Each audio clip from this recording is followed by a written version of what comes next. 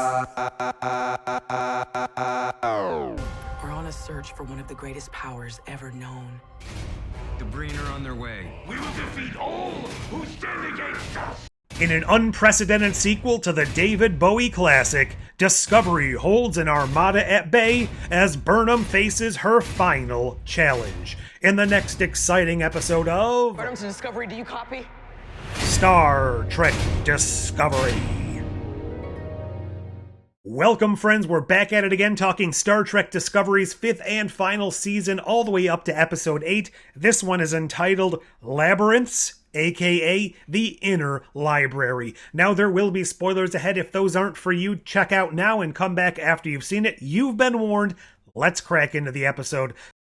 Oh, hi, it's me from the end of the video. You probably noticed I forgot to change the background, but I'm not doing that all again, so imagination. We have officially completed the puzzle by the end of this episode, and I feel like that's a good thing. In an ideal world, perhaps that would have happened earlier. The 8 episodes we've had so far felt a little bit stagnant towards the back half. After that time travel episode, I felt like it kind of lost a little bit of steam and a little bit of momentum with the overall storyline, and I just feel like they didn't quite juggle the serialized mystery as well as they could have, but... that's not to say I've actively disliked any of the episodes this season. Maybe it would have flowed a little bit better, maybe it wouldn't have. That's just my opinion. Okay, so this episode is kind of setting the stage for all of our final confrontation, at least that's how it appears. We have Maul over on the Breen vessel, and we have our Discovery crew just solving the final clue at a pretty interesting place. This galactic library of not hidden things, but just knowledge and vast amounts of stuff that they don't want to be lost. It's not necessarily tied to any one government or system or race. Anyone in the galaxy, I suppose, can use it as long as they follow the rules and all of that stuff. We start this episode with the funeral of Locke, so he really isn't in this episode. He's dead for all intents and purposes.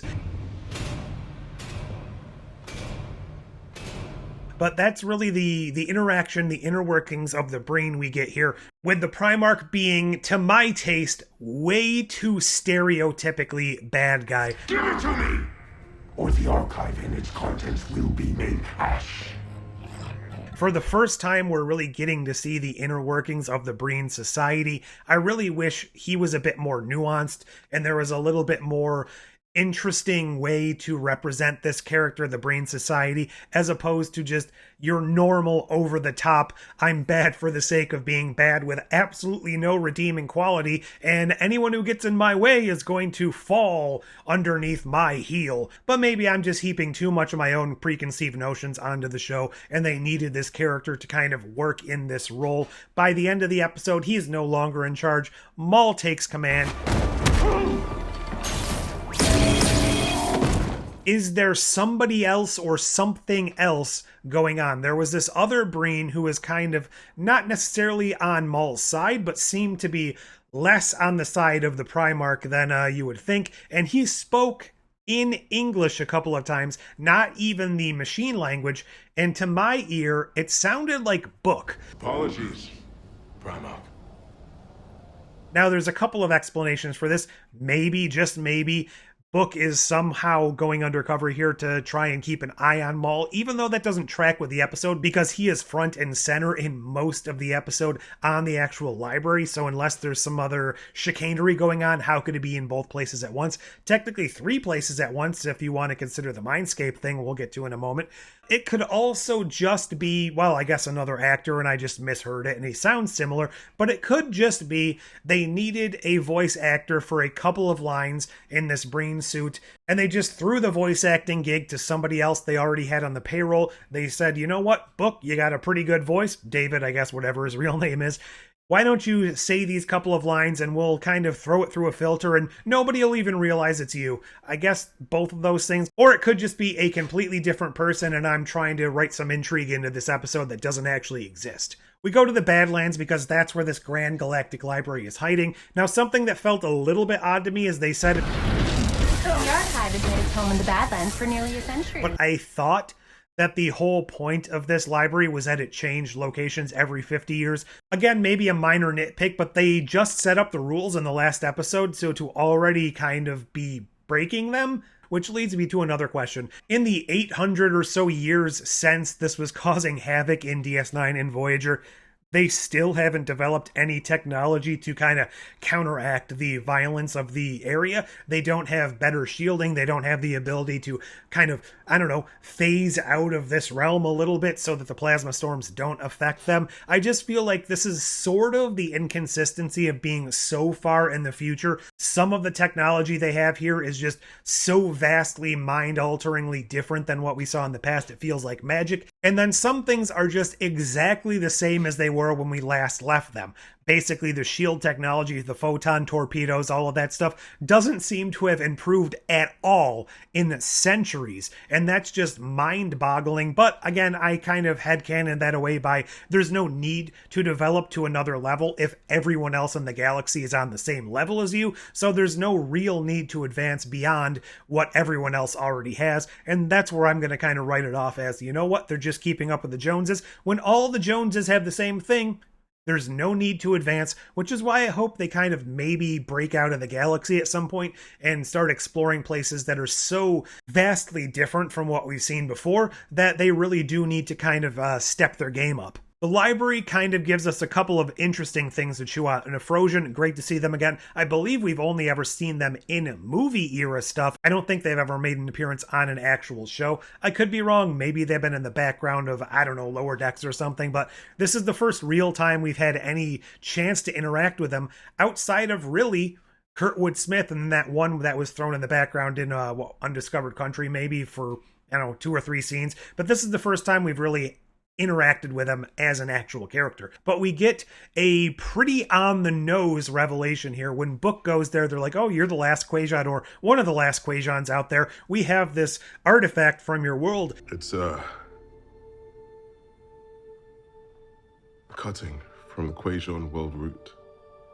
This is very clearly, to me at least, telegraphing the fact that by the end of the series, they're going to use the progenitor tech to regrow Quajon from this seedling, this root cutting, whatever you want to call it.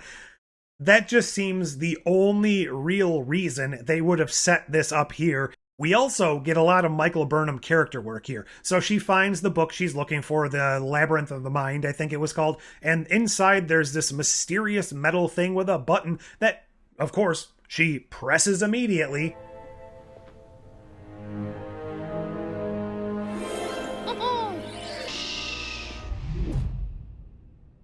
Like and subscribe. Like and subscribe. Like and subscribe.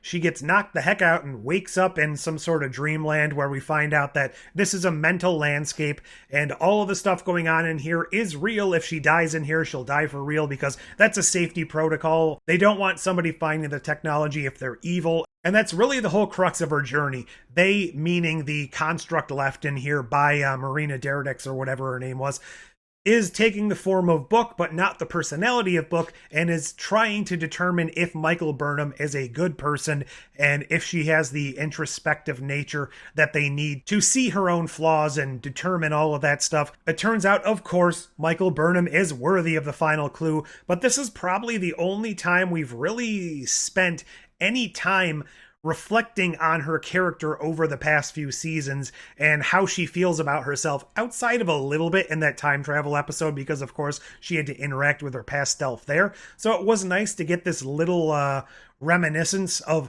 how far she has come from season 1 to where she is now, and the fact that she isn't this perfect being that sometimes she tries to portray herself as. She's got faults inside of herself.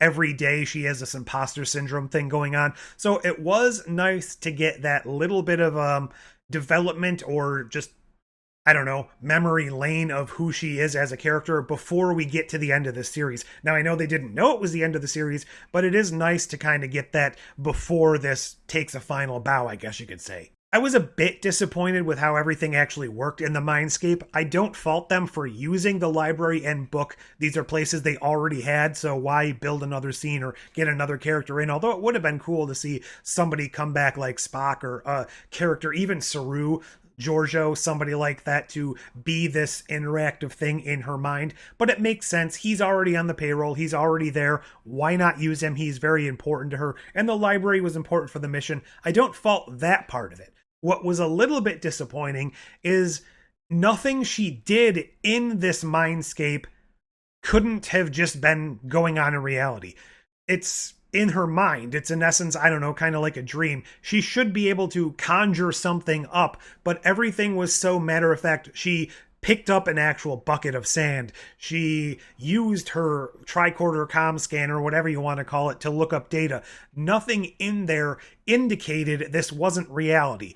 She should have been able to grow to a larger size, or duplicate herself, or fly around, something that makes it cool and interesting and unique and indicates the fact that she is not in a physical reality. She can manipulate the surroundings because all of this is a mental construct. Again, probably overthinking, but I just wish they had taken that next step up to show us something truly unique outside of a kind of fish-eyed lens to show us this is a kind of kooky reality. Reese is definitely benefiting from being one of the only side characters that has stuck around this long. Sir, we've detected the Breen on approach through the plasma storm. Several of the episodes this season, he has had the correct solution, and in this episode, he gets to be the friggin' captain. So, A+ to Reese, you hung around long enough to actively get a role on the show. Kudos to you, sir. As I mentioned earlier, this episode definitely felt like it was setting all of the pieces into place for the grand finale, whatever that happens to be. We find out towards the end when Michael gets the last clue that Construct Book told her something very specific that you need to know in order to activate or get to this technology or something along those lines. So when they get in this confrontation with the Breen at the end and they have to give the puzzle pieces over to the Breen in order to avoid the library being completely destroyed. And even though this is all fictional, it really annoyed me that they're just blasting and destroying all of this just priceless knowledge, but whatever. Discovery makes this grand escape by feigning their destruction by blowing up some plasma right at the last second as they spore drive away.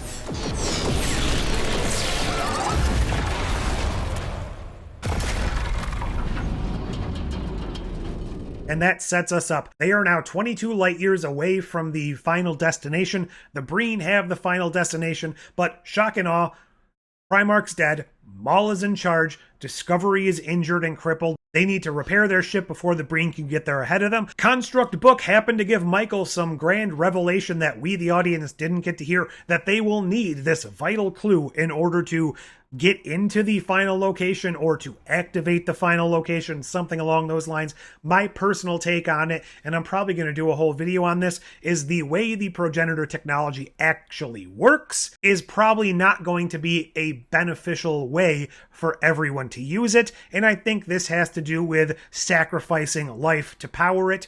More on that later.